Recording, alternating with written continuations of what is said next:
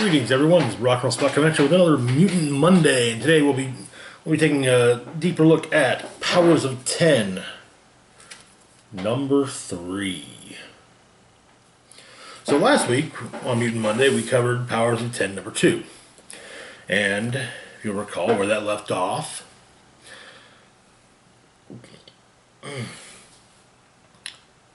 the Xavier, Magneto, and Moira opted to work together as Xavier showed Magneto the truth of Moira. The X-Men got a good look into Orcus and very clearly began to plan for an assault on their base in orbit of the sun.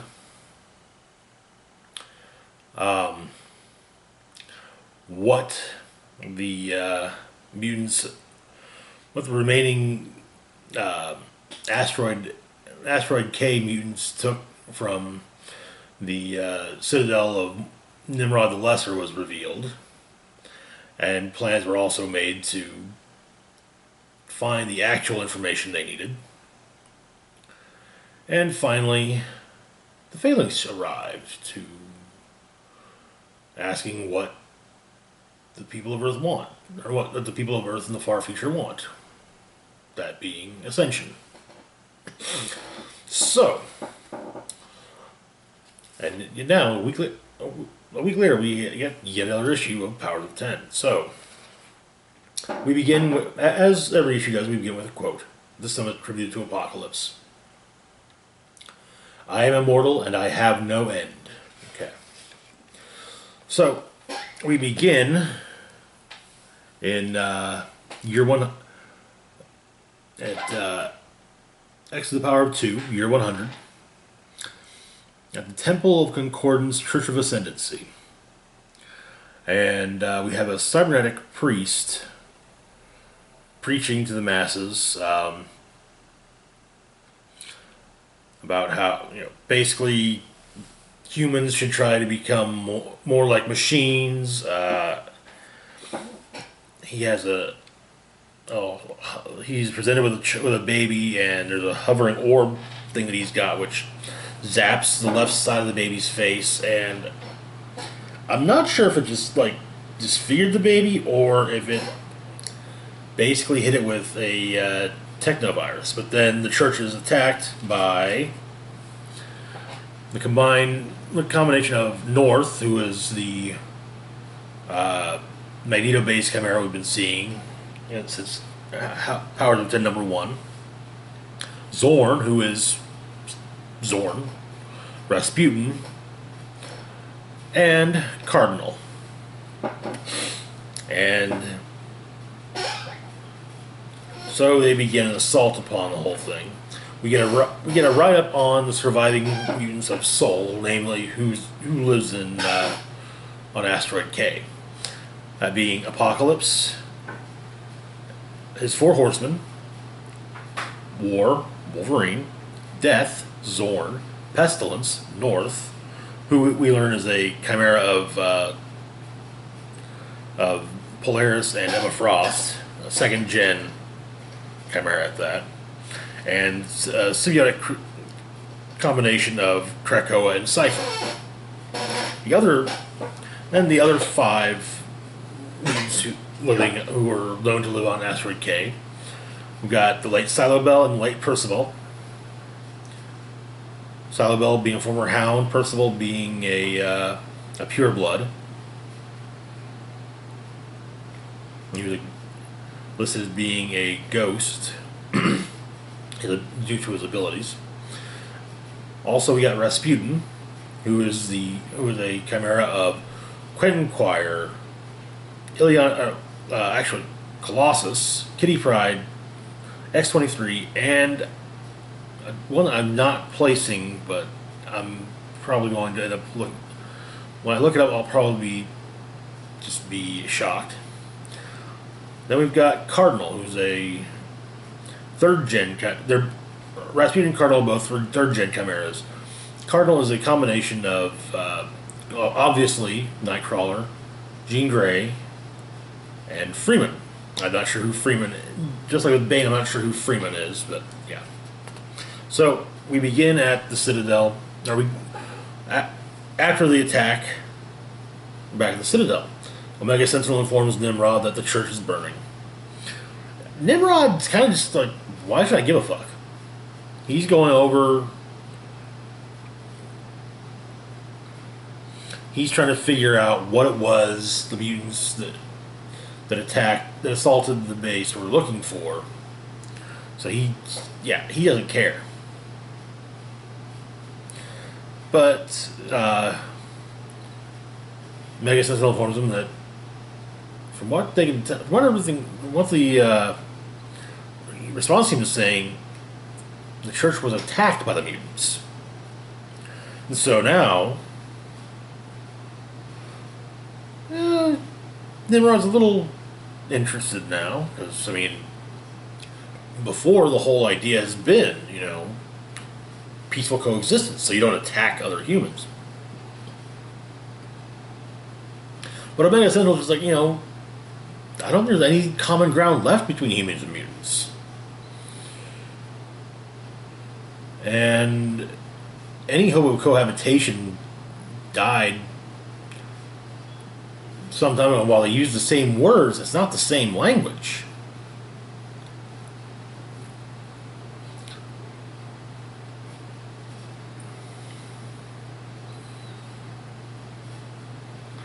And she says that she has, what the mutants think is wrong with her and Nimrod is that they don't dream, because since they don't sleep, they don't dream. And Nimrod's like, well, what good are dreams? The dream of theirs is almost as extinct as they are.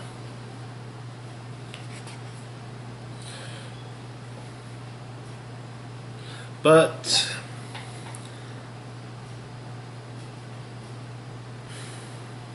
the inconsistency of action is kind of bothering Omega Sentinel. So she goes off to investigate.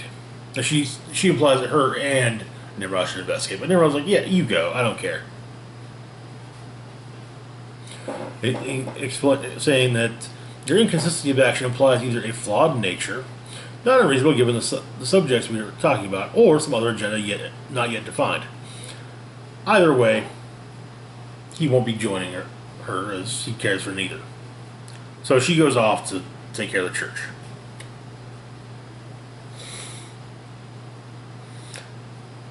And we find out that Cardinal, in order to bypass his more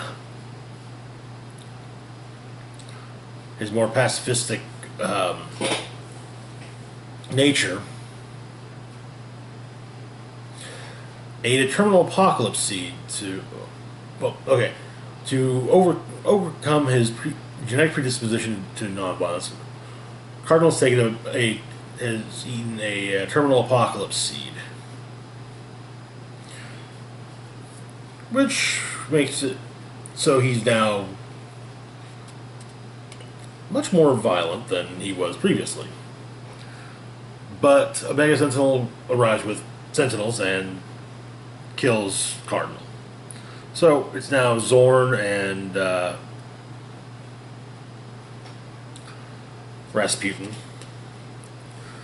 And Rasputin whispers to Zorn, to distract the group.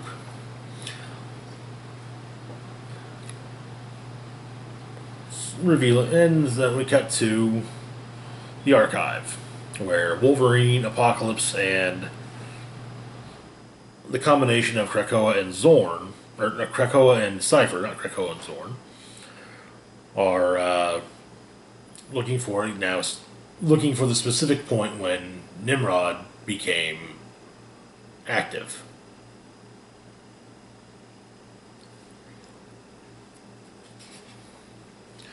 However, their presence in the archives does set off an alert, which goes to Nimrod, and so he's like, okay, well, That's why they attacked it. So he's like, that's why they attacked the church. So that's the distraction. So all my forces will be there instead of here.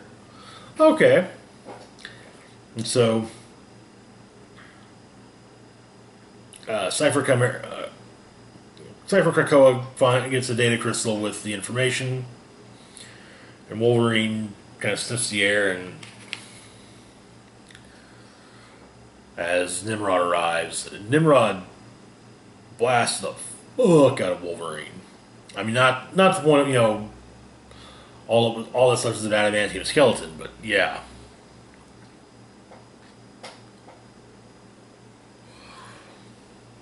But Nimrod is actually kind of curious. What is it that brings him here? Because all that's in here is old data and machine lore. So what is it you're looking for?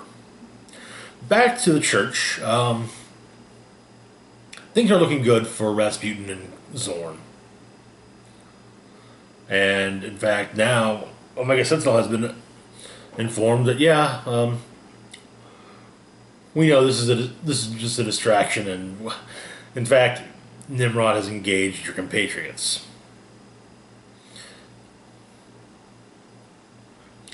And Rasputin said, you do realize Zorn has a singularity in his head, and if this mask of his is removed, we'll all be gone in an instant.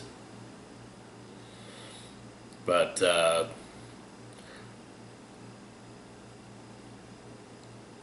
Omega Sentinel calls Rasputin's bluff, and we did learn that she wasn't bluffing.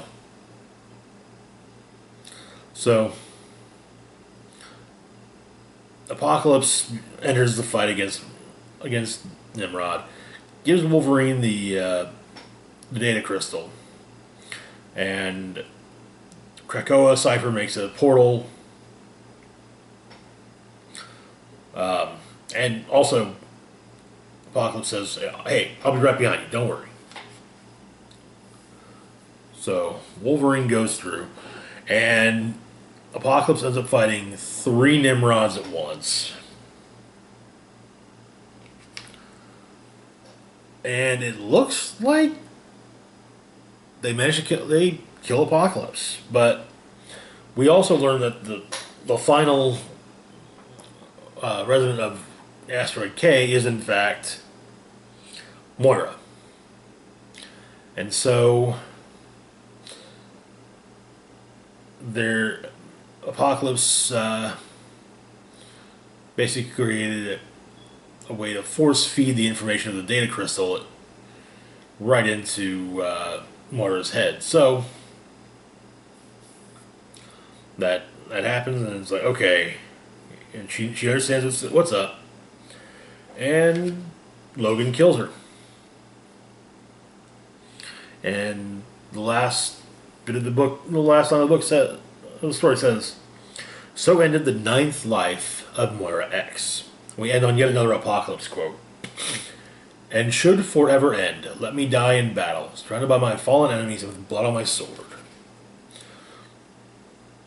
A breakdown based more on lives 9 and 10 of Moira. Apparently, in year 50 is when Nimrod came online. Year 53. So the real important parts here begin with year 42. The Apocalypse War begins. Year 45, the Avengers World was defeated. Year 49, mutants overrun Asia, established capital cities of Aqaba, Kir, and Tian. Year 50, Nimrod comes online.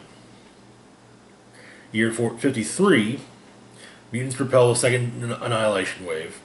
Year 56, Nimrods destroy Kir and Tian. Aqaba is abandoned, and they retreat to the Krakoan stronghold. Year 58, the formation of the Sinister breeding pits on Mars. Year 60, the first generation of Sinister mutants. Year 68 is the second generation, the Chimeras. Year 73 is the third generation. 88, the Black Brain Hounds are created. Year 94, the fourth generation of Sinister Chimeras. Year 98 is the fall of Krakoa and the death of the First Horseman.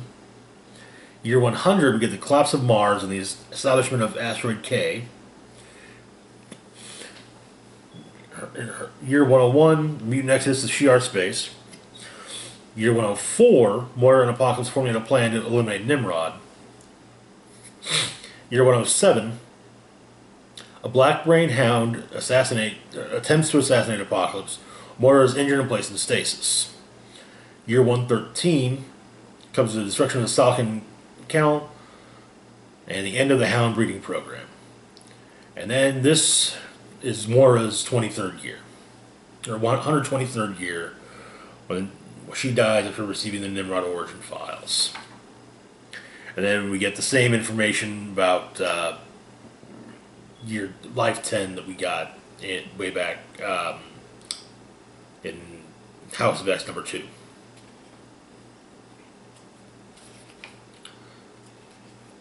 And that is where the issue ends. So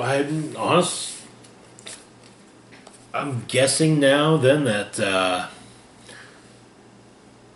Powers of 10 will be focusing more on, it'll be supplemental for House of X, as well as the past with Xavier, Moira, and Magneto. In fact, I wouldn't be surprised if the next issue actually features the three of them talking to Apocalypse. It's kind of a, it's not just the three of us that have to work together. We need to work with Apocalypse as well. And then year 1000 is probably going to be, that's going to definitely make for an interesting story. Especially seeing as how it's not linked to, it's potentially not the fall linked to year 100 as I think pretty much all of us thought. Anyway, that's it for now. As always, feel free to like, share, and subscribe. Links to my Facebook, Twitter, Patreon, and PayPal are in the description box down below. Tomorrow we'll be doing a video on recent MCU-related events. We'll just put it that way. And of course, Wednesday will be our weekly comic book roundup. And after that, I'm actually taking a break until Monday, and when I'll be putting up the in-depth review or in-depth look at House of X number 3. Yeah, this is Rock and Roll Spock signing off, saying, live long and rock hard.